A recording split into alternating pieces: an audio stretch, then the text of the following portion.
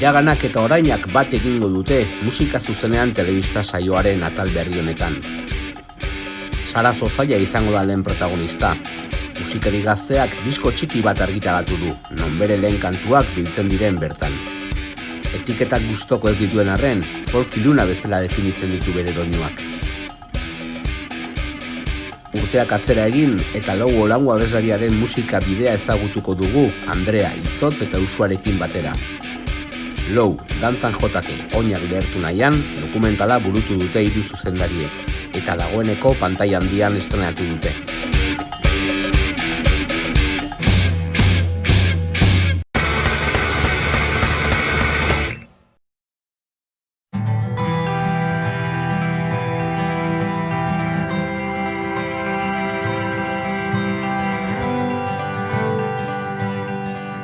Sara Zozaia musikari gaztearekin egin du zita Donostiako Amara auzoan. Nerabe taldeko ahots nagusi izateaz gain, bakarkako bidea abiatu du bere izenean. Hil izeneko diskoa da bere aurkezpen txartela, 5 kantuz osaturiko epe txikia.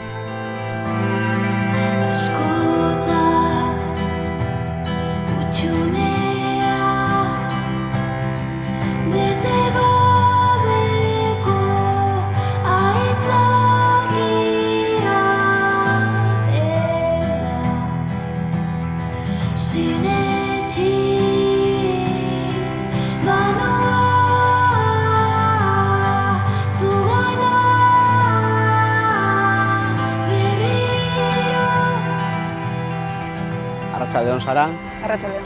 Hemen bildu gara Donostiko Amara auzoan, esku artean ekarri duzu Hil izeneko disko hau aurkezteko, zure bakarkako bideko lehenengo emaitza dena, ez?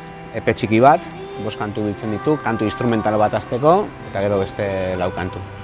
Holaxe da, bai, lehenengo bakarkako lana eta lehenengo pausa. Esan daiteke, hemen bildutuzun 5 kantu hauek, direla azken urte hauetako langintza, o orain arteko musika bidea biltzen duen emaitza dela? Kantu hauek sortzen hasi nintzen 12 urte nituela.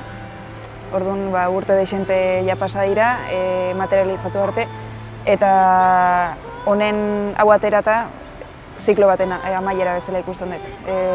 Ze buelta asko eman ditut abesti hauekin, eta hori esan dizuan bezala urte dexente azkate. Sara Zozaia izenpean atera duzun disko honi buruz hitz egiteko, aipatu ere jendeak ez badakin nerabe taldeko ere abeslaria zerala, gero hitz egingo dugu hortaz ere, baina zentratu daitezen disko honetan. Esan bezala 4 kantu eta intro bat sartu dituzu bertan, eta esan daiteke gitarraz eta pianoaz aritu zarela nagusiki disko honetan, beste instrumentazioa askori gabe, ez? Bai, zan pixkat lortu nahi nuena, oso proiektu minimal edo organikoa egin, eta bai kapa askokin hasi nintzen probatzen baita ere, baina azken finean nahi nuen egin zehose oso zuzena, sinplea, eta pare bat instrumentu sartuta. Gero bai jokatu dut baita ere txeloa sartzen, bajoan ordez, eta horrek eragiten duen ambientea nahiko instrumentala, izan daiteke bai. Esan daiteke nagusiki pianotik edo gitarratik abiatzen zarela kantua sortzerako orduan? Geroz eta gehiago gitarrarekin ari naiz. Orain elektrika deskubritu dut eta nahiko eroso sentitzen naiz gitarrarekin, baina abesti hauek piano sortu nituen, ia denak bai. Pianoa bera ere diskoan presentzia handia duka, ez? Hori da. Eta baten bat, akordeoiarekin hasi nintzen. Ni berez akordeonista izan nahi dula urte dexente, eta akordeoia utzi, eta bertatik erreskatatu nituen abesti batzuk, hemen daudenak. Aipatu duzu disko nahiko minimal bezala definitu duzu diskoa, baina oso disko soila dela, esan dezakegu, ez? Nahiko biluzia eta nahiko ambientala ere, ez? Bai, gainera ahotsaren papera ere nik uste badi joala aldatzen abestitik abestira. Adibidez berriz abestian, nahi nuen izatea beste instrumentu bat bezala, gitarra eta txeloaren artean kokatuz. Eta adibidez ran abestian askoz aurrerago dago, ez? Orduan baita hautsa ikusten dut beste instrumentu bat bezala, eta, ambientala. Agian beste instrumentu bat bezala, baina instrumento nagusi bat, ez? Hor daude gitarrako pianoa, txeloak ere kriston gorputza ematen dio kantuei, baina agotsa dago hor goien pixka bat, batzutan parean, baina nabarmentzen ez. Bai tonalidadeak, melodiak sortzeko garaian egin dituzun jokuak, ahotsak landuak eta joko desentekin gainera ez. Bai, eta nahiko baita improvisatuak kasu batzuetan, ze bai joan nintzen Jon Bidaurrekin grabatzera, eta ahotsarekin ikusi genuen bazeola sortzea baita ere ambiente hauek, koro asko ez, eta orduan momentuan bertan probatu genituen ahots batzuk, eta diskoan agertzen diran desente dira hori, grabazioko egunean bertan, hartu, probak egin, eta gero koltxoi bezala sartu edo koro bezala. Gitarra eta pianoa zuke sartu dituzula, ahotsak ere zureak dira, baina badago disko honetan instrumento bat txeloa dela, kantuei kriston gorputza ematen diola ere ez. Itxaso Navarrok sartu ditu, zuzenekoetan ere zurekin aritzen dela batzuetan, eta da agian disko honetako beste instrumento nagusi bat, txeloa eta bere presentzia. Bai, eta ez bakarrik txeloarekin, baizik eta prozesu guztian bera Itxaso egon da. Eta orain bera badijoa kanpoan dago, baina zuzenekoetan beti egon da, eta intentzioa da bera bueltatzean bajuaren lan guztia berak egitea, bai txeloarekin edo bai teklatuekin edo bai. Aipatu dugu diskoa Jon Bidaurrek grabatu dela bere estudioan. Azken boladan, desente majoak grabatzen ari dira, Nogenen aurreko lehen diskoak ere berak egin zuen, eta Donostialdeko beste hainbait taldeena ere sonido politatera du, ez? Bai, adibidez Pet Feneken diska bera grabatu zuen bai, eta bai da oso ondo grabatzen du, baina gero daka produktore hor hildo bat oso interesgarria dena, eta proiektu bakoitzean egiten du lan politia dira esan bai. Diskoa aipatu dugu, gitarra eta pianoa dala nagusiki entzuten dela, txeloa ere hor dago. Pentsatu zenuen noizbait instrumentazio gehiago sartzea, hau da, basi ritmiko bat, bateria bat, benetako baju bat, hola instrumentazioa gehiago diskoa, edo erabakia zen hasieratik oso sutile izango zela diskoa? Hasiera baten, hau bai ikusi dut, abia puntu bat bezala.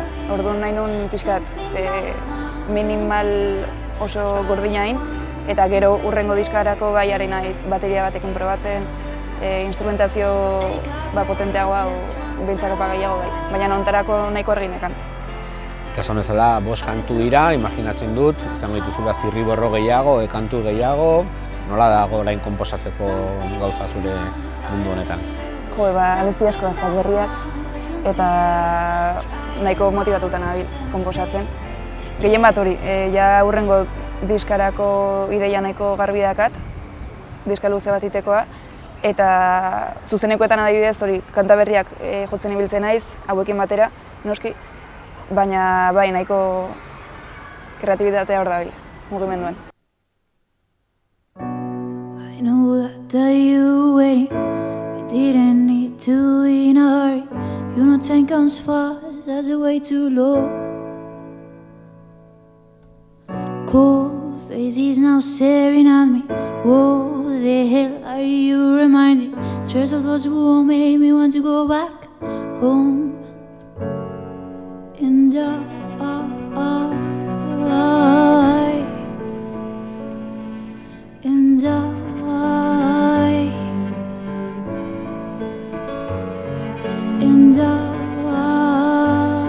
I start running from you. Don't wanna think about it, I kill a feeling inside me. Just show me all the things you did and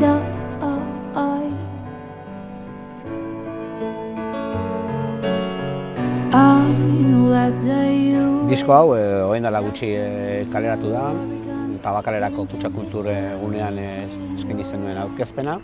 Zer oroitzapen dituzu egun horretakoak? Egia esan sentsazio oso onak gelditu nintzen.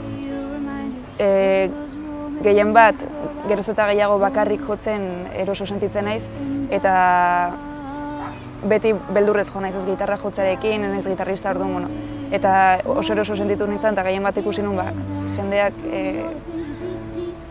iritsi zitzaiola era batean musika, eta sentitu zula ez, bere esentzian. Aipatu dugu intro batez hasten dela diskoa, eta 4 kantu daude, 3 inglesez eta bat euskaraz egin duzu. Aipatu daiteke ere, inglesa erabiltzeko orduan oso komodo ikusten zaizula, ez? Dominatzen dezula ematen du, behintzat kantatzerako orduan nahiko sinesgarria dela, ez? Bueno, ez pentsa, Orain geroz eta gehiago euskerara jotzen dut, ze bai ingelesa erabiltzen nuela rekurso bezala ezkutatzeko, komunikatu ordez pixkat ezkutatzeko. Esan dezuan bezala oso goiz hasi nintzen letra hauek egiten bai, gero eraldatzen joan naiz, baina ingelesak baita oztopo bat sortarazten dit, ze ez da nire eguneroko hizkuntza, eta orain euskeraz zain naiz, eta esate dut, eske benetan igual komunikatu dezakezu askoz gehiago, ez. Aipatu dugu lehen, zure bakarkako egitasmo hontaz aparte, nerabe taldeko abeslaria ere bazerela. Kantuak sortzeko unean nola erabakitzen duzu pixkat zein egitasmotara bideratu kantu bakoitza, edo ja pixkat neraben badu hildo bat eta sarazo zeiak badu beste norabide bat? Orain da momentu bat nahiko zaila, ze bi proiektutan egea konposatzen. Nahiko zaila da aukeratzea, nahi zentratzen naiz gehien bat neraben melodiak, hautsaren melodiak sortzen, eta gainontzeko lana Rubeni uzten diot gehien bat. Eta nahiko intuizioarekin jokatzen dut, ez? Ez dago besterik zen, nahiko zaila da. Neraberekin ere gauza majoak egiten ari zarete, urtean atera zen Tokion diskoa, eta disko horri esker Euskal Herritik zehar kontzertu dexente, imaginatzen dut nahi baino gutxiago igual, baino beti jotzen ari zarete, eta pixka festival eta pixkat buru ateratzen hor. Bai, nahiko pozik gaude, egia esan urte bete zuenean proiektuak, ja gauza dexente egin ditugu, baina bain gogoakin gaude hori, bigarren diskoakin nahi geha eta zeuze danak ezagutze geha, danak badakigu ze posizioak agun taldean, ez dakit ezagutu gera askoz gehiago musikalki, eta orduan orain bigarren diska nik uste izango dela errealagoa nerabe definitzen duena. Beraz, hemendik aurrera tartekatuko dituzu neraberen kontzertuak eta zure bakarkako egitasmoko emanaldiak ere, non imaginatzen dut, geroz eta gehi arituko zaren bakarka jotzen, ez? Bai, izan da gauza bat harritu nahuena, onera, baina deixente tokitatik deitzei jate, eta ikusten dut baita bakarrik jotzeak askoz errestasuna emateizu. Tokitara mugitzeko, kotxartu eta ezein tokita jun, lehen esaten dizuna, ez dakat ez kabezalik, ez nahiko simple da dana. Eta orain aina izan txonekin, Lukieken jotzen du, gitarrista batekin, eta orduan bikote formatuan, aniz jokatzen. Zuzeneko emanalditan, beraz, bikote formatuan zoazte? Oraingoz bai. Bi gitarretara, orduan? Bi gitarra, teklatu bai berak gitarrak egiten ditu, eta ambienta sortze ditu, 15.000 pedal dazka, eta bai.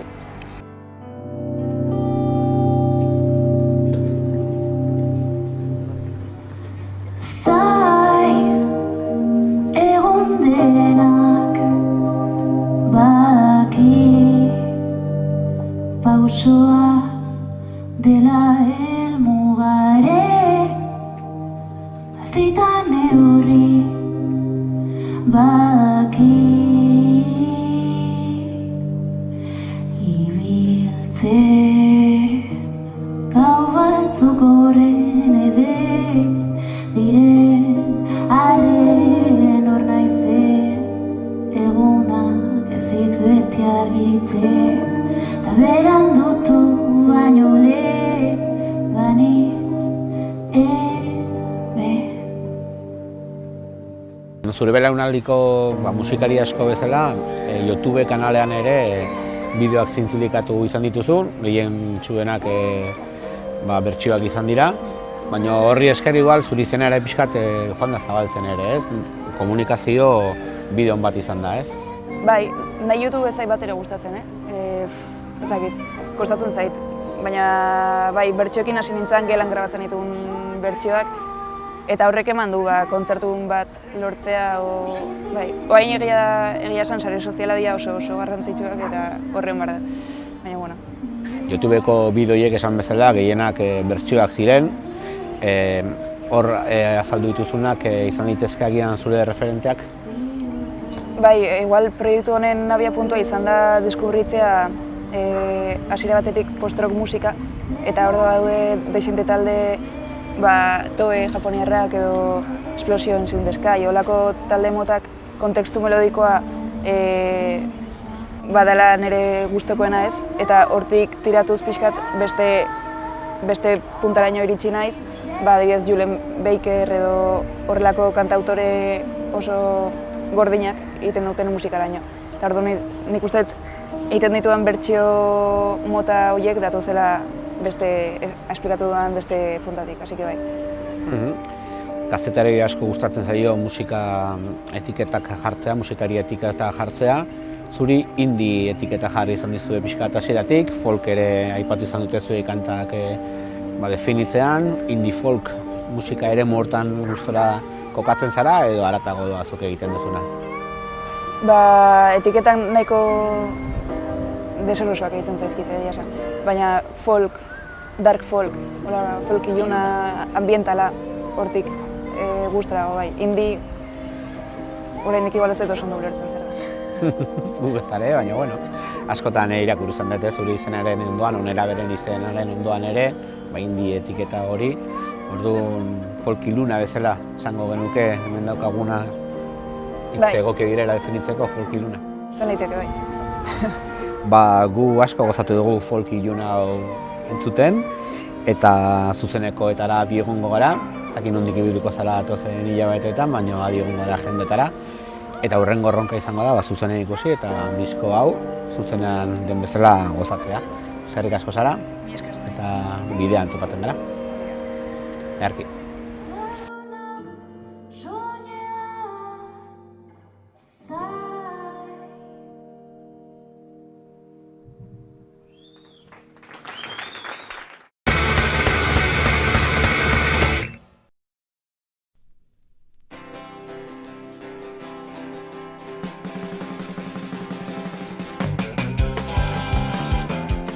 Lou Olango abeslariaren musika bidea biltzen duen Lou dantzan jotake oinak lertu nahian dokumentalaz gehiago jakiteko, Usoa, Izotz eta Andrearekin bildu gara Zarautzen. Ordubeteko dokumentala osatu dute Okei Korral taldeko kideaz, garaiko irudi eta gaur egungo lagunen adierazpenekin.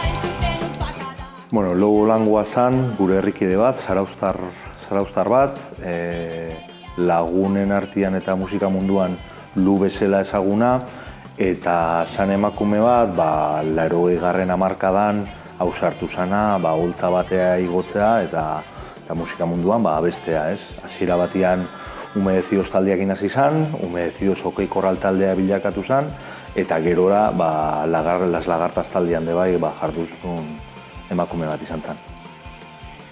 Guk ikusi genuen behar bat bezala Lou Olangoai aurpegia eta leku bat jartzeko. Zarauztarrak izan da iruditzen zitzaigun askotan Okei Korralen abestiak ezagunak ziala, baina ez honekila abeslari horren atzian zeon historia zein zen, ez? Eta orduan gure intentzioa edo gure helburua dokumental honekin izan da pixkat Lui aurpegi bat jarri eta leku bat eman. Eta baten Izotzei okurritu zitzaion, ze beste bingo dokumental bat Luen inguruan, ez? Osagai asko dazka, historia oso potentia da eta gainea errebindikazio bat izan berdu, ez? Lu leku baten hor, txak. Eta hortik sortu zen pixkat ideia eta helburu horrekin. Beak presentzia asko zegala eszenarioan eta protagonismo asko hartzezula eszenario gainean, bai estetikagatik adibidez, eta bai zekan jarreragatik bai, ez? Nik urte batzu pasata baina suerti eukin nun Okei Korral ikusteko Zarauzko gaztetxean. Eta egia da oso tipa kainera zala bea. Eta ja urte batzu pasazian, baina oso pertsona kainerua zala. Eszenario gainean zala, kontrolatu itezula beak eta jarrera oso potentia zekala. Provokatzailea zala ere bai oso, ez? Gustatzen zitzaion bere estetikakin jolastia, Asko aipatzea dokumentalian baita ere, importantia ez zala garai hortan musiko edo abeslari ona izatia. Baizik eta jarrera bat erakustia ona edo txarra, baina jarrera ez. Eta hauek asko esplotatu zuen hori, eta Luke ere. Okei Korralek estetikoki presentzia handia zekan eta asko jolaste zuen behaien itxurakin. Fijatzen bazerate dokumentalean agertzaian argazkiak, rokabilio zinean tankerako itxura horrekin, ez? Eta Luke bereziki hori asko esplotatzen zuen.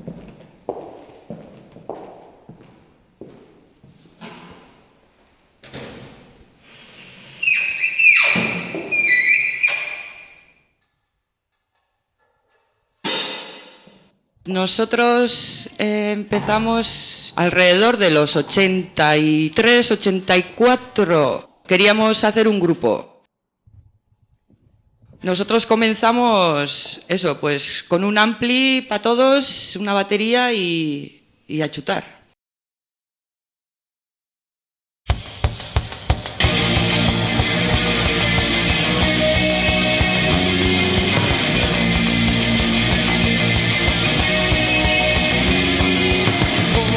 Un trago de bourbon y un folio para rellenar, vigilando tus movimientos, Poli no te deja en paz. El susurro apunta sin saber a quién mirar. El susurro apunta sin saber a quién mirar. Necesita una mano para el dinero y la otra para disparar. Necesita una mano para el dinero y la otra para disparar. Alde batetik dago Dani Ulazia, zala Humedecidos eta Okei Korralen Lukin ibili izana aparte bere laguna. Gero dago Mikel Kazaliz, musikari bezala eta lagun bezala. Maribi Barrola argazkilari bezala eta lagun bezala. Mikel Insausti, zarauztarra, zine munduan Lukin ibilitakoa eta korto batzuk indakoa berekin. Rei Estorio, Dinamita Palos Polloseko kidetako bat, eta garai hortan ere estenan berekin koinziditutako emakume bat. Arturo Ibañez. Arturo Ibañez, bere laguna eta musikaria. Las Lagartasen batea jo zuen. Las Lagartasen ere batea jo zuen. Mari Min, aizpurua, bere laguna eta herriko kide bat, eta garai hortan estenan kanpoaldian egondako pertsona bat eta kontzertu askotan ibilitakoa.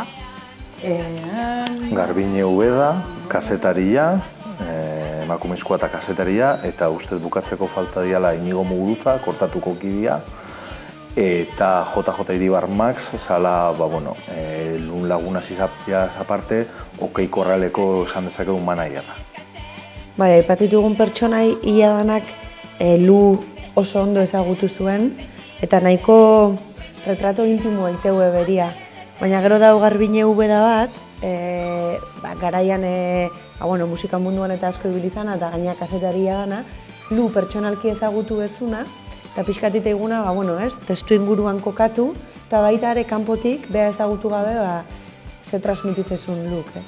Ni asko harritu itena da, Luk garaiotan lagun asko intzitula, eta ni ustez jende askori iritsi zitzaio ere bai, la persona bat iritsi zitzaioen jendeana. Hori da aipatuko nukeen datu bat, ez? Egia dokumentalian zehar esan diguenak oso asko gertukoak diala, baino naizta behar nahiko pertsona individuala izan inguruan beti bazekala lagun talde bat eta giro bat, ez? Nik hori adibidez asko harritu iten zea dokumentalian zehar.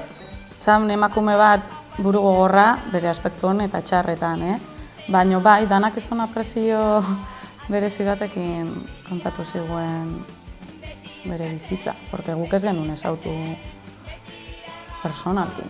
Eta hori pixkat erronka izan zen dokumental lau sortzeko garaia.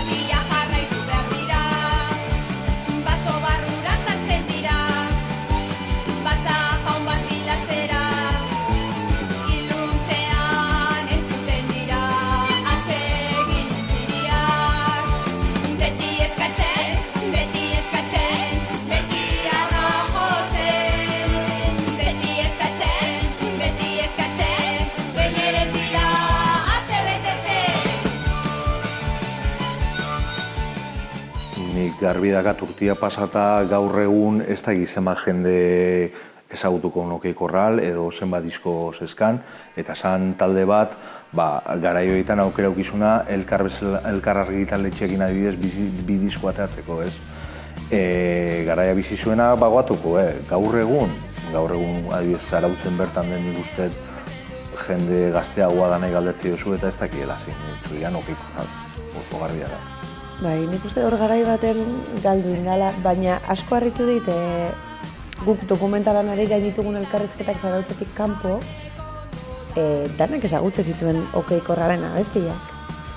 Eta, bueno, baten berriz, Okei Korralen abestiak entzuten nahi geha irratian, eta nik, kuadriakoak, eta ni baino gozeo nire nahi arrebak, eta jo, pues que guapo Okei Korral, no? Esatezu, bueno, bai, badaka bere indarra. Bai, hau azkenean 80 hamarkadan historio txiki bada eta pertsona konkretu baten ingurukoa da. Baina laguntzeu de bai, pertsona konkretu horren inguruan beste gauza batzuk azaleratzen, ez? Igual astuta zeudenak. Bat 2-10 egin rekopilatorian, igual, ez da ditu 20-30 talde dian, eta hor, badaude oso izen handi jauki zuen batzuk, eta beste batzuk igual atzian gehatu dianak, ez? Eta 80. hamarkada aipatzezu edo rock radikal basko aipatzezu, eta 3-4 talde segituen eta zaizkizu burura, baina hortaz aparte gauza gehiago entran behar ez, nik uste. 80. hamarkada eta zaigea hitz egiten, uste baino gehiago kostatu zaigu materiala lortzia.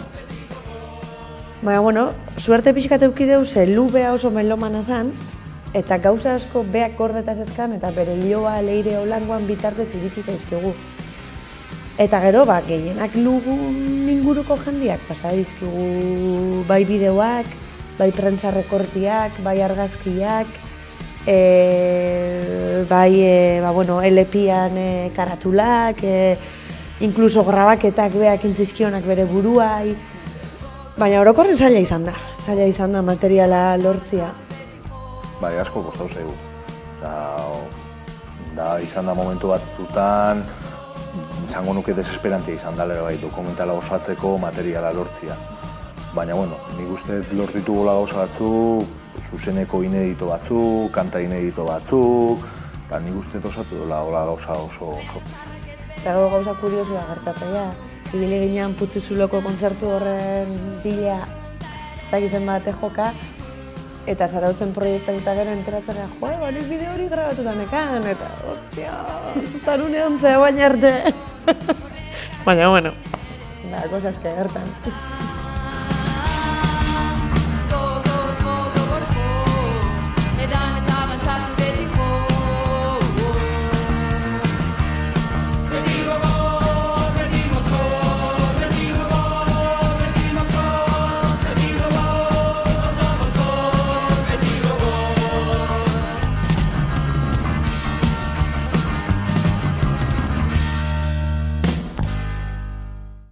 Mikel Insauzti komentatzeu 80. hamarkadan bai ontzala eferbestentzi momentu bat, eta eferbestentzi hortan ere emakume asko oholtza gainea hilo ziala.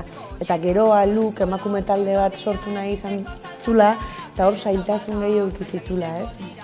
Gaur egun, nik uste gaur egun nien naiz musikaria, ez? Baina zentzu askotan erreferente askoz gehiago dazkau, eta hori garrantzitsua da, eta zentzu baten Lu ere erreferentea da. Oain, gehiago esate zaigula gure lana bizibilizatzia, bai. Nik guztet baita ere peinatea eta askoz begi edo lupa gehiokin behiratze zaigula, ez? Marimina Aizpuruak dokumentalian argi eta garbi esateu, gizonezkoan maila neoteko doblia eman bertzuela. Eta hala ere, badanetik entzute zuela, eta hala ere askoz kritika zorrotagoa jarrotze zituela. Hori Marimina Aizpuruak argi eta garbi esatu, 80. hamarkadan. Eta ni seguru nago gaur egun antzeko parizi izango gara. Egia da, adibidez Reyesek esatezuna eta gure elkarrizketa egiten egin gala, garai hortan bazeuden gehiago, emakumez osatutako taldiak bazeuden, baina egia da ez dela hitzein behaietaz. Bere garaian hitzein zian X taldetaz, eta geroa ez da hitzein beste horietaz. Eta egia da zati baten egun dokumentalean argi esateu, ez? Gu, emakumeak estenan gaudenian bagaude, baina ala minimaz gaudela ez da ezer guretaz kontatzen. Eta lan hau bada ez mitifikatzeko pertsona lu, baina bai bere historia ezagutara emateko. Hemendik aurrera nire ustez da alik eta leku gehienetan ematia. Aldeun neurrian de bai. Nindeu dokumental bat, baina guan pertsona amaterra geha, dana gukin deu, eta horrek dakan guztiakin, ez? Hemen ez dago atzetik produktora bat, eta dana gukin berdeu, lekuta gu iritsi bergea, eta nik uste urrengo erronka hor dakaula. Oain martxotik aurrea, alik eta leku gehienetan eman, albadeu, eta jendeak interesauta baldin badago, oso irekita gaude gure bai, ez? Eta ez dakit martxorako ja gauza batzuk lotuta azkau, baina apirila maiatza, segi eta alden herrian.